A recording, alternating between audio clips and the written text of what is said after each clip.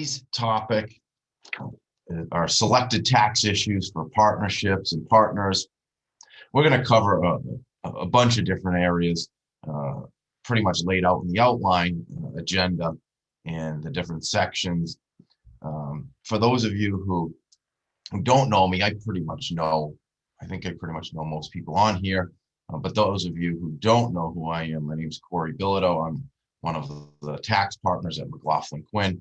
We're a tax boutique law firm primarily in Providence, Rhode Island, and we have an office in Boston, Westboro, and we actually have a small office in Denver, Colorado as well.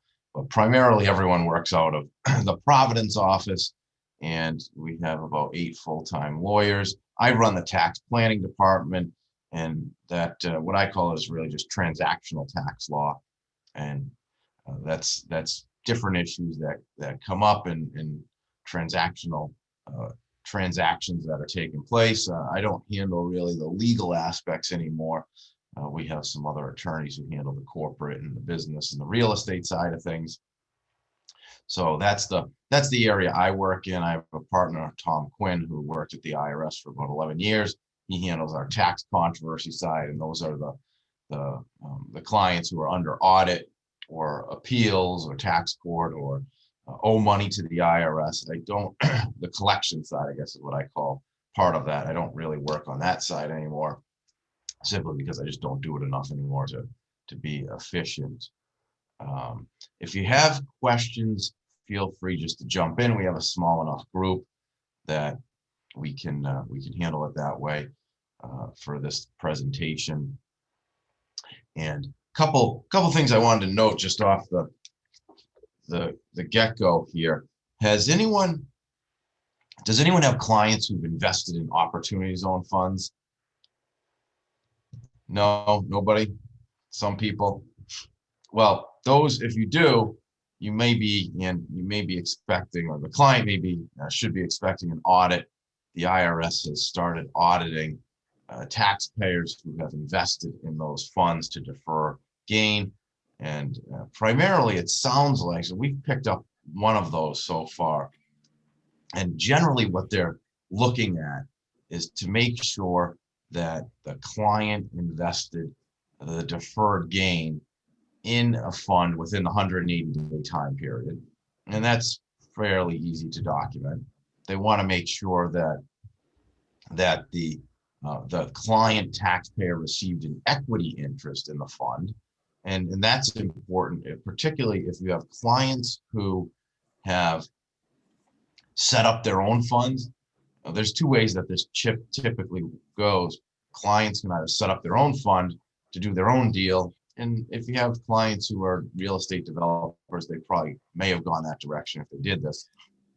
Or you have clients who could have taken the money and put it in what I call syndicated fund or professionally managed funds. Those are funds that are set up by Wells Fargo and Goldman Sachs and Morgan Stanley, and those type of syndicated funds that are professionally managed.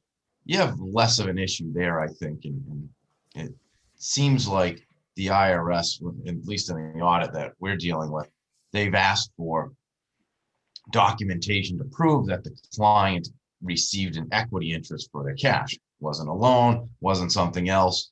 And one of the things we did when we set up these funds is we always made sure that we prepared a subscription agreement for the client to sign that said, all right, I'm putting in 100 grand, and what am I getting back? I'm getting an equity interest in ABC LLC or whatever the company is.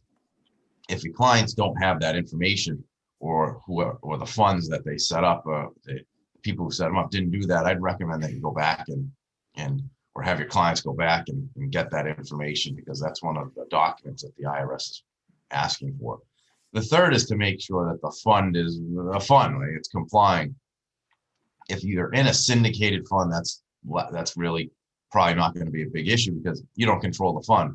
The IRS wants information from Morgan Stanley. They've got to go ask Morgan Stanley, not you, to make sure it's being operated properly. So those seem to be the 3 issues that the IRS is targeting. And our client went into all professionally managed funds. and doesn't seem to have a problem.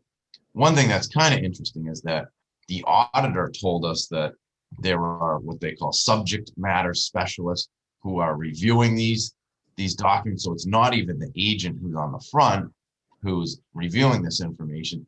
The agent collects it, then sends it off to the subject matter specialist at the IRS who takes a look at this. So that's something that's just popped up. I figured I would pass it along, particularly for those of you who have clients who've invested in opportunity zone funds or set up their own fund. So any questions on that? Cory, any idea what the threshold for audit is? I've got a few of those that they're in the $20 million range. I would assume that's probably, above their scope. So do you mean the deferral was 20 million? Yeah. Yeah, that's the client we have is probably only a couple $1 million. Okay.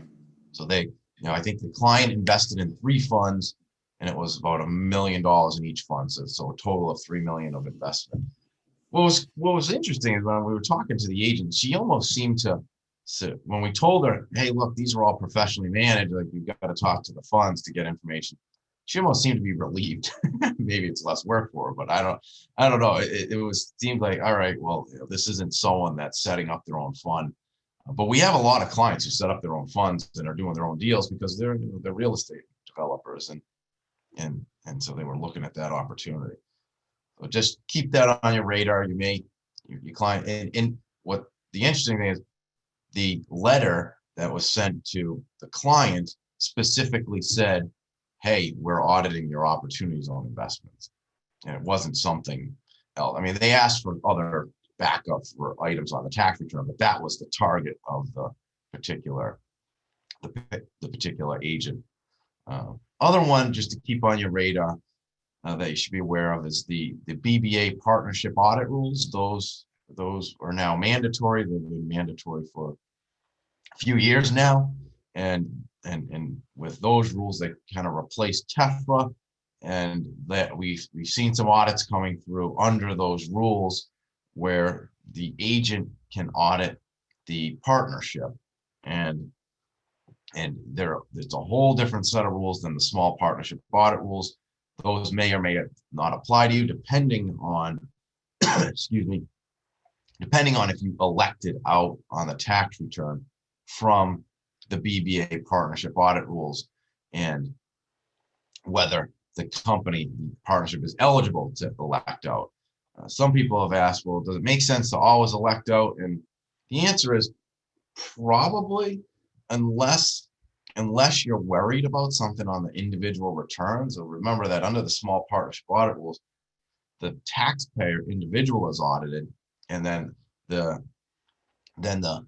audit then snakes into the various entities that are below that the individual has an interest in. Whereas with the BBA rules, the agent is auditing directly the partnership, and it doesn't pollute into the individual owner partners, although it could. I guess they'd have to open up a separate audit for that. But those audits are starting to trickle out as well. So a couple partnership items there just on the audit front you should be aware of.